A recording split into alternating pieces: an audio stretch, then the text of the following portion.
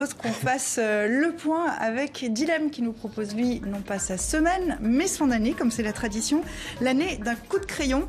Avec, regardez ce qu'il retient, le 14 mai dernier, la passation de pouvoir entre Emmanuel Macron et un François Hollande qui a souvent mouillé sa chemise sous des averses. Première mesure, un plan anti-sécheresse, explique le nouveau président français, déjà au travail. Depuis cet été, Donald Trump et Kim Jong-un jouent à la guerre du feu, un feu nucléaire avec des ogives. Cette semaine, le Conseil de sécurité de l'ONU s'est réuni pour la 17e fois cette année et toujours pas d'avancée sur un dialogue. Donc ça aussi, c'est une actualité qui continue.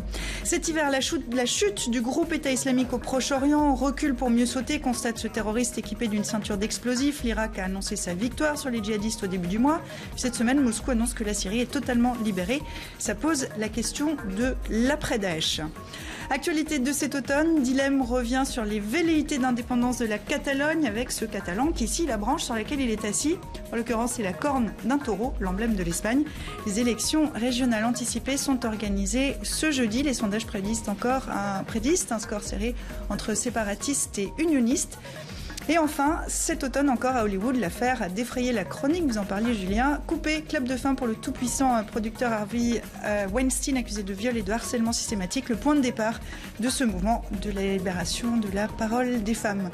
Merci Dilem pour cette année, merci à vous pour cette émission et puis pour ce petit retour sur 2017. On revient en 2018 avec grand plaisir évidemment. Au nom de toute l'équipe, je vous souhaite de bien passer le cap vers cette nouvelle année et je vous dis à très bientôt.